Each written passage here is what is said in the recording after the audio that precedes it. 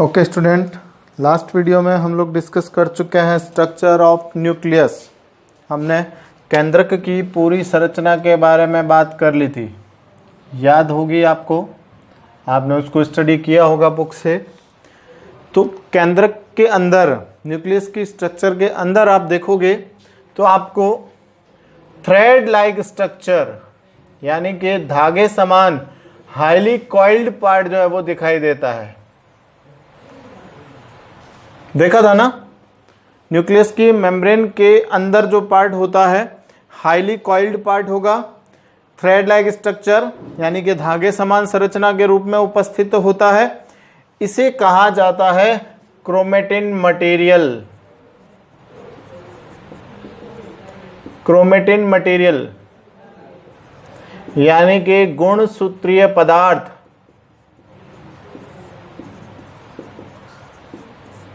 ठीक है, देखिए प्रोकैरियोटिक और यूकैरियोटिक दोनों कोशिकाओं में पाया जाता है।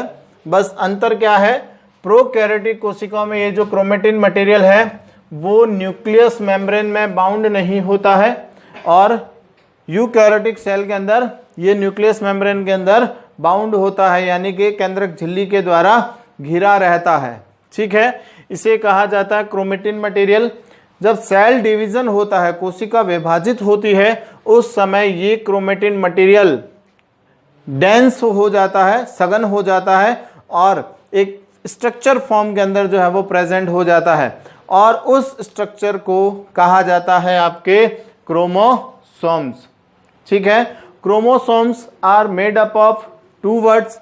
First chroma, chroma means coloured parts, यानी कि ये जो पार्ट होगा वो कलरफुल पार्ट होगा, और सोमा मीन्स बॉडी यानी कि कलरफुल बॉडी।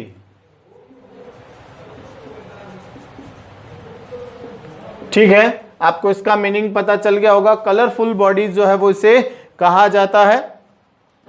लास्ट वीडियो के अंदर हमने बात की थी हेट्रोक्रोमेटिन एंड यूक्रोमेटिन। जब आप देखोगे इसको माइक्रोस्कोप के थ्रू न्यूक्लियस के स्ट्रक्चर को ऑब्जर्व किया जाता है तो इसके अंदर आपको स्टेन पार्ट दिखाई देता है, और जो हाई स्टेन पार्ट होता है, जो डार्क स्टेन पार्ट होता है, उसको तो हम कहते हैं हेट्रोक्रोमेटिन, जो कि कह सकते हैं कि हाईली कॉइल्ड रीजन होता है। जहां पर ये कॉइल जो है वो बहुत ज्यादा डेंस हो जाती है उसे हेट्रोक्रोमेटिन पार्ट कहा जाता है, और जहां पर ये कॉइलिंग जो है वो दूर दूर हो जाती है उसे कहा जाता है आपके यूक्रोमेटिन पार्ट। इनके बारे में हमने डिफरेंस भी जो है वो लास्ट वीडियो के अंदर डिस्कस कर लिया था। ठीक है, अब मैं कुछ जनरल इंट्रोडक्शन बात कर लेता हूं। जो क्रोमोसोम्स होते हैं इन्हें व्हीकल्स ऑफ हेरिडिटी कहा जाता है, यानी कि आनुवांशिकता के वाहक कहलाते हैं।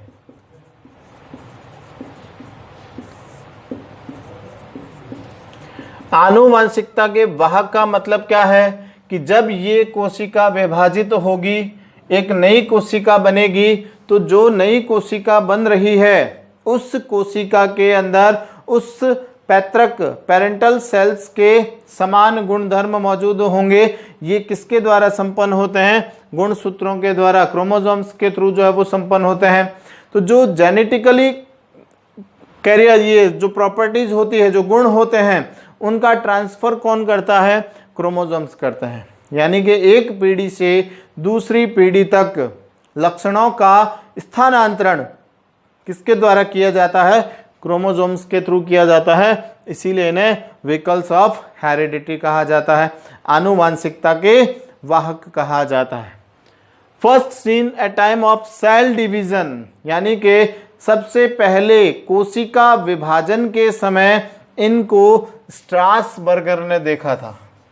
फर्स्ट ऑब्जर्वेशन जो है वो इसका सेल डिवीजन के टाइम में जो है वो इसका किया गया था। किसके थ्रू? स्ट्रासबर्गर के थ्रू। देखिए, नॉर्मल कंडीशन और सेल डिवीजन कंडीशन के अंदर डिफरेंस क्या है? नॉर्मल कंडीशन के अंदर ये क्रोमोसोम तो एक थ्रेड लाइक स्ट्रक्चर के अंदर जो है वो प्रेजेंट होगा, एक स्क्वायर्ड कंडीशन के अंदर उपस्थित रहेगा, और जब सेल डिवीजन स्टार्ट हो जाता है, सेल डिवाइड होना स्टार्ट हो जाती है, तब ये क्रोमेटिन मटेरियल क्या हो जाता है? ऑर्गेनाइज्ड हो जाता है, संगठित हो जाता है, और एक फिक्स स्ट्रक्चर बना लेता है। उसे कहा जाता है आपके क्रोमोसोम। नॉर्मली तो इसे हम क्रोमेटिन मटेरियल ही कहेंगे, क्रोमोसोम्स वर्ड भी यूज किया जाता है, बट नॉर्मली हम इसे क्रोमेटिन मटेरियल यानी कि गुणसूत्रीय पदार्थ कहते हैं।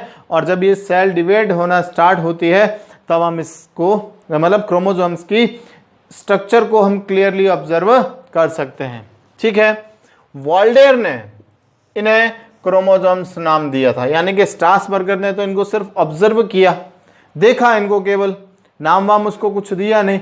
तो अब नामकरण भी तो करना पड़ता है ना, तो नामकरण जो है वो किसके थ्रू किया गया था? वॉल्डेयर के थ्रू।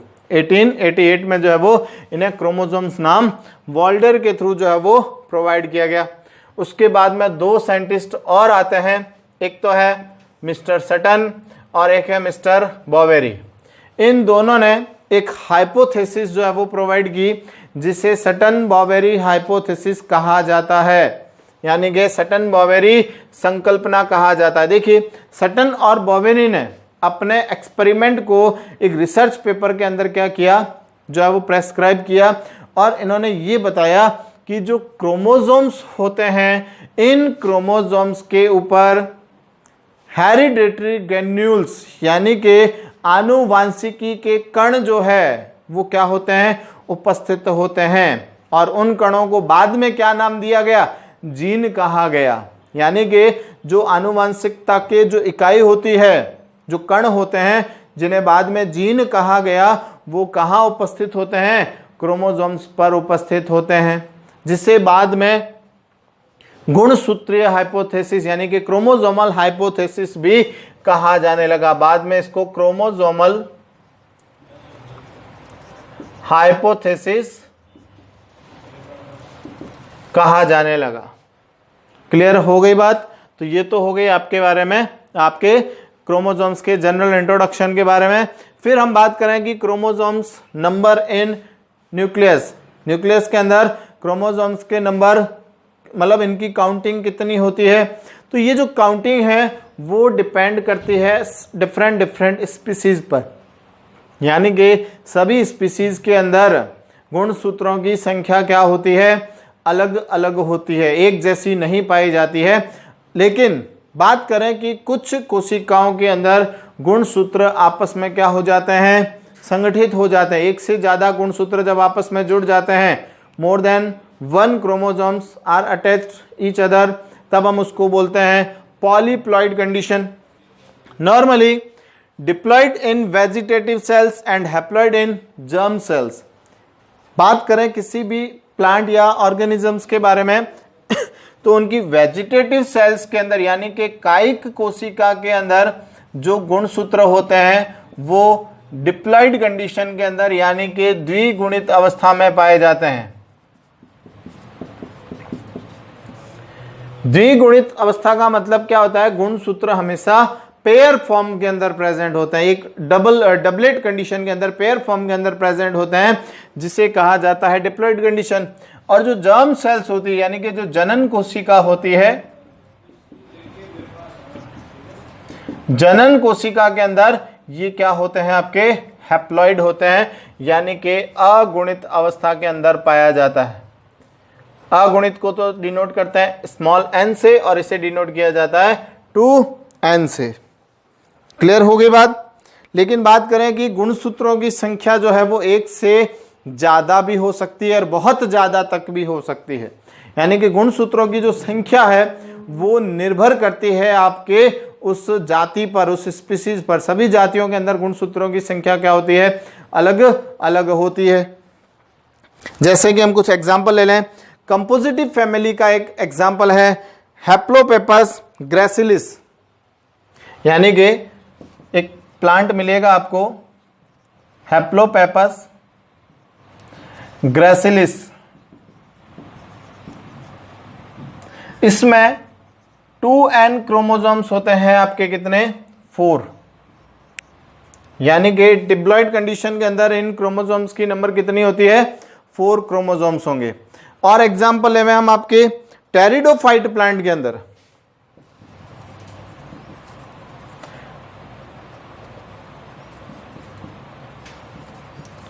टेरिडोफाइट प्लांट के अंदर ये डिप्लॉइड कंडीशन के अंदर आपके 1200 तक हो सकते हैं मिनिमम हैप्लोपेपस ग्रेसिलिस में, और मैक्सिमम होंगे आपके टेरिडोफाइट के अंदर, जो कि डिप्लॉइड कंडीशन के अंदर 1200 तक, सॉरी 1200 तक हो सकते हैं। फिर बात करें एनिमल्स के अंदर, एस्केरिस मेगासिफेला,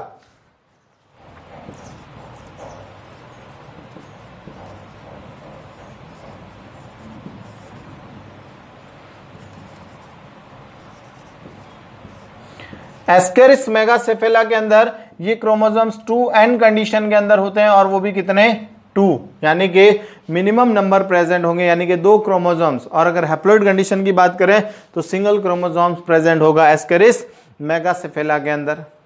ठीक है, फिर हम बात करेंगे रेडियोलेरियन। जो रेडियोलेरियन होता है जिसका एक एग्जाम्पल होगा आपके ऑलोकैंथा।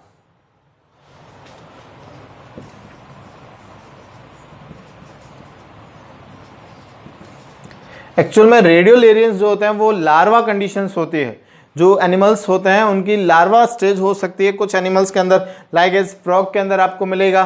फ्रॉग की जो लार्वा स्टेज होती है वो रेडियोलेरियन या टेडपॉल कंडीशन के अंदर प्रेजेंट हो सकती है।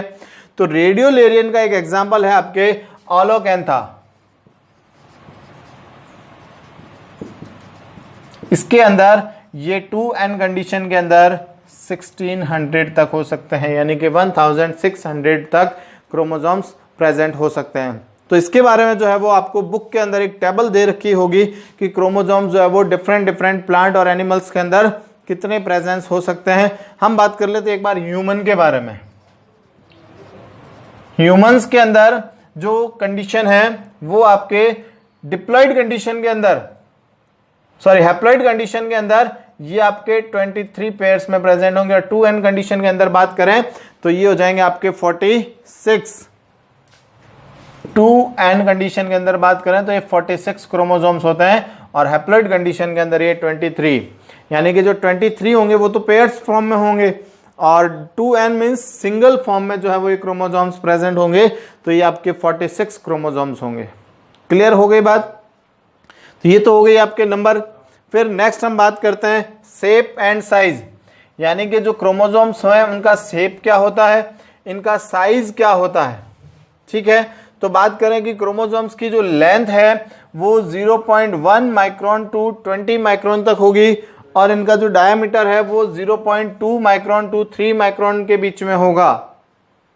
Length 0.1 to 20 micron and diameter 0.2 to 3 microns.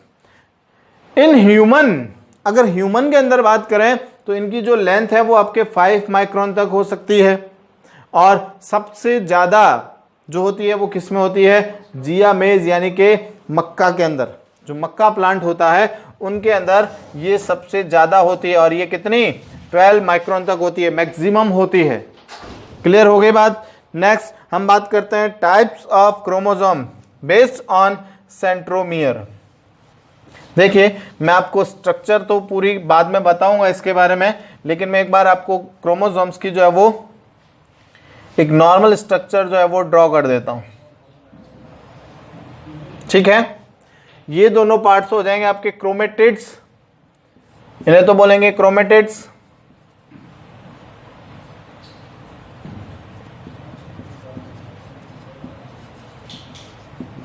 जो इस सेंटर में आपको दिखाई दे रहा है इसको बोलते हैं सेंट्रोमियर,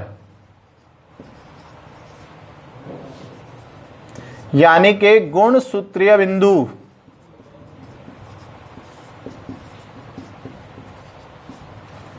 गुणसूत्रीय बिंदु। अब इस सेंट्रोमियर की पोजीशन के अकॉर्डिंग इनकी जो शेप होती है वो क्या होगी, 4 टाइप्स की होगी। तो हमने इसकी जो शेप जो है उसको 4 टाइप्स के अंदर डिवाइड कर लिया है। किसके बेस्ड पर? सेंट्रोमियर के बेस्ड पर, गुणसूत्र बिंदु की स्थिति के आधार पर हमने इसको 4 भागों के अंदर जो है वो विभाजित कर लिया है।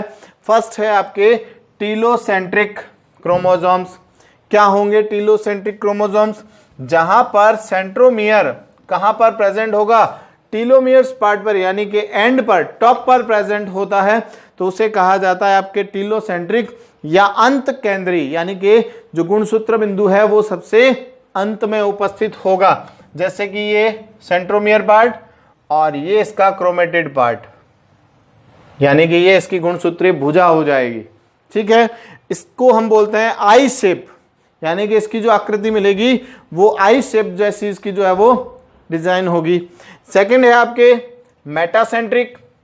मेटासेंट्रिक के अंदर क्या होता है, जो सेंट्रोमियर पार्ट होता है वो सेंटर में प्रेजेंट होता है, तो इनकी जो शेप बनती है वो वी शेप्ड बनती है। दोनों जो क्रोमेटिड्स होते हैं वो इक्वल होते हैं, इनकी जो लेंथ होती है, साइज होती है वो इक्वल होती है, इसलिए इसे कहा जाता है मेटासेंट्रिक, यानी कि मध्य केंद्री। जो सेंट्रोमियर है वो कहां पर होगा, सेंटर में प्रेजेंट होता है। और थर्ड है आपके एक्रोसेंट्रिक, यानी कि उप अंत केंद्री, यानी कि एक सेंट्रो जो क्रोमेटिड होगा वो तो बड़ा होगा और जो सेकंड क्रोमेटिड होता है वो बहुत छोटा होता है। इसे कहा जाता है उप अंत केंद्री, यानी कि एक भुजा तो बहुत छोटी होगी और दूसरी भुजा बहुत बड़ी होगी, है ना। तो ये बनता है आपके जे शेप। आपने जे शेप देखा होगा, तो इसके अंदर ये इस तरह से जे शेप के अंदर जो है वो ये क्रोमोसोम्स प्रेजेंट होते हैं। और लास्ट होंगे आपके उप मध्य केंद्री, यानी कि सब मेटासेंट्रिक, यानी कि एक भुजा तो थोड़ी बड़ी होगी और दूसरी जो है वो थोड़ी छोटी होती है, बड़ी वाली भुजा से थोड़ी छोटी होती है। देखिए दोनों में डिफरेंस है, ये तो बहुत ज़्यादा छोटी होगी, इससे बहुत ज़्यादा छोटी होगी, इसमें जो है वो ये वाली भुजा जो है वो उससे थोड़ी छोटी होती है। एल शेप कह सकते हैं आप, जिसको इंग्लिश में जो एल बनता है, एल फॉर लॉयन, तो लॉयन शेप में मतलब सॉरी एल शेप के अंदर जो है वो इसकी डिजाइन होती है। तो एक पार्ट तो ज़्यादा लंबा होगा, दूसरा पार्ट थोड़ा छोटा होगा। तो इस तरह से जो है वो हमने सेंट्रोमियर की पोजीशन के अकॉर्डिंग क्रोमोसोम्स को 4 पार्ट्स के अंदर डिवाइड कर लिया है। फर्स्ट होगा आपके telocentric chromosomes, second metacentric chromosomes, acrocentric chromosomes and सब मेटासेंट्रिक क्रोमोसोम्स। ठीक है, फिर हम कुछ पॉइंट्स के बारे में बात करते हैं। 2 पॉइंट्स हैं आपके बीच में। लार्जेस्ट क्रोमोसोम्स, यानी कि सबसे बड़े गुणसूत्र किस में मिलेंगे आपको, ट्रिलियम ग्रांडिफ्लोरम के अंदर। ट्रिलियम ग्रांडिफ्लोरम जो प्लांट होता है इसके अंदर लार्जेस्ट क्रोमोसोम्स मिलते हैं, सबसे बड़े क्रोमोसोम्स जो है वो इसी में पाए जाते हैं। स्मॉलेस्ट क्रोमोसोम्स, अब ये भी अलग अलग है। प्लांट के अंदर बात करें तो फंजाई के अंदर जो है वो सबसे स्मॉलेस्ट क्रोमोसोम्स मिलेंगे आपको, और एनिमल्स के अंदर बात करें तो बर्ड्स के अंदर जो क्रोमोसोम्स होते हैं वो सबसे छोटे होते हैं। जो पक्षी होते हैं, चिड़िया वगैरह, इनके गुणसूत्र जो है वो सबसे छोटे होते हैं। फिर बात करें कि प्लांट और एनिमल्स, इन दोनों के अंदर भी बात करें तो प्लांट के क्रोमोसोम्स और एनिमल्स के क्रोमोसोम्स दोनों की साइज में डिफरेंस होता है। प्लांट में छोटे होंगे, एनिमल्स में बड़े साइज के क्रोमोसोम्स होंगे। और बात करें कि मोनोकॉट और डाइकॉट्स, इनके क्रोमोसोम्स में भी क्या होता है, डिफरेंट होता है। ठीक है, तो हमें इतना ज़्यादा डिटेल में बात नहीं करनी है। नेक्स्ट टॉपिक बचता है आपके स्ट्रक्चर ऑफ क्रोमोसोम्स, जो मैं नेक्स्ट वीडियो के अंदर इसे कंप्लीट करूँगा।